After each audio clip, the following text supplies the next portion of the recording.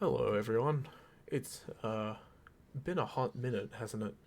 Anyway, I thought I'd make a video showing you a bit of a dumb spot I've found recently, and we'll just get straight into it. But before I show you the spot, I'm going to show you the build. So today we've got Lavos, whatever you want to call him. The build is as follows.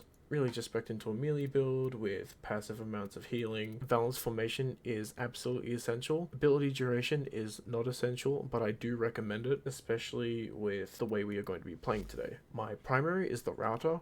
The router has a unique trait that every pellet that increases the wielder's melee combo count. This is a low damage, high fire rate build that I am using specifically to build combo count quickly.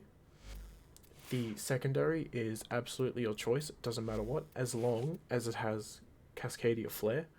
Cascadia Flare triggers on absolutely anything, including the melee. Now, melee is as follows. It must be dual Ichor, and it must be Incarnoned. I have built this to my taste, where I've got Corrosive and Blast, and there are reasons why I have spec'd into these two elements. The Arcane is purely up to you. I do like Melee Vortex, though you could probably get away with Melee Influence, Exposure, or Fortification. Melee Vortex will proc off of our companion, and our companion is a Hound. This Hound is specifically set up to proc a series of different status spreading bond mods. The way that builds work for companions is that the abilities of the companion will trigger from priority top left to bottom right. Now, things that resemble a ability, such as emitting a magnetic pulse that disarms enemies within 30 meters, which is essential, I might add, will trigger first, followed by a synergized prospectus, then vicious bond, and then lastly reflex denial. This has been set up specifically so repo audit triggers first. You do not have to follow this, but I would say repo audit is essential. Disarming your enemies forces them into melee,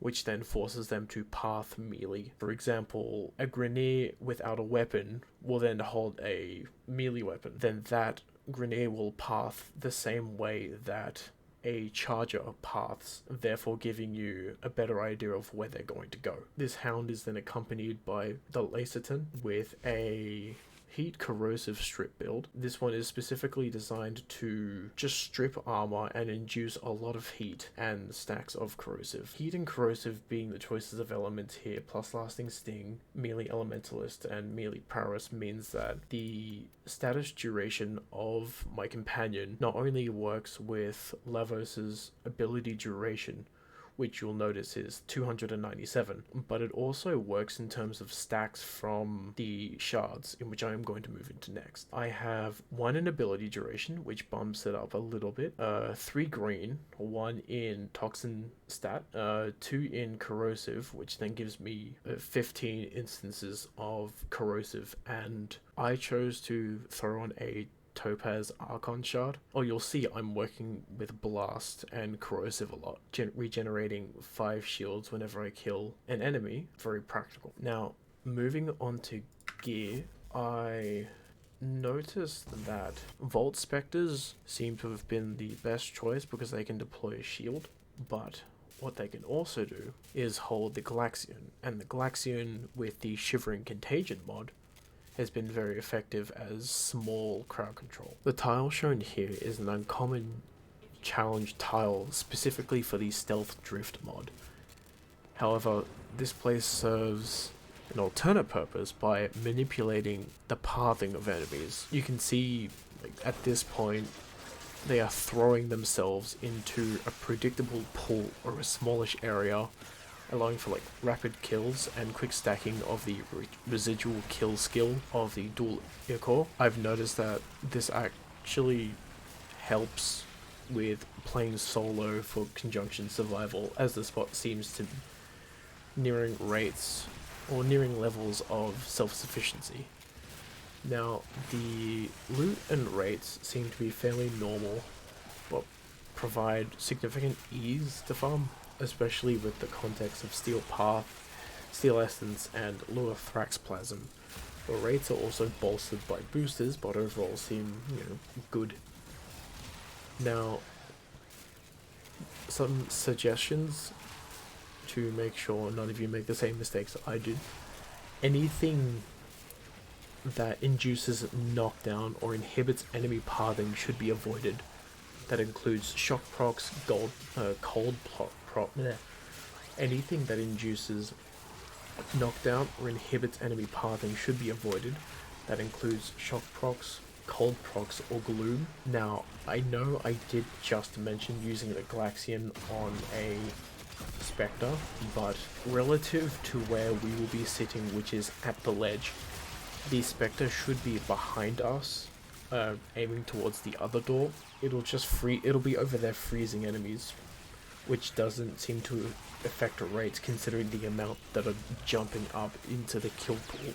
Anything that introduces another means outside of the dual ear core refresh kill skill residual, such as the gas clouds or gas procs, I don't recommend using them, as they will steal the kill potential and reduce the chance of the Incarnon cloud spawn, because of what we want is constant enemies jumping into the Incarnon cloud killing themselves, but by introducing the gas cloud, there are more chances for the kill to be stolen by the cloud. Pay attention during Lotus dialogue portions referring to the sentient fighters or oculists.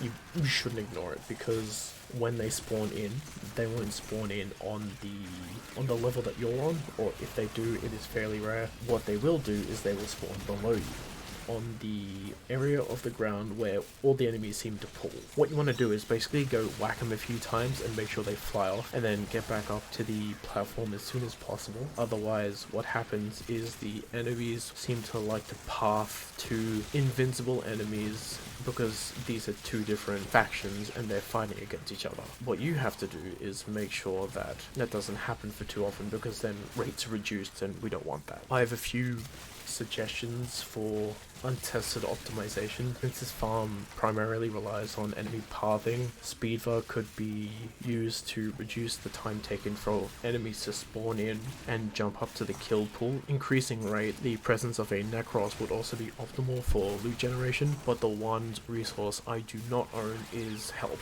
to experiment with such a thing. Anyway, this was just a short one for something that I've recently discovered, and hoping that it doesn't get patched. Anyway, I'll see you guys around. See ya.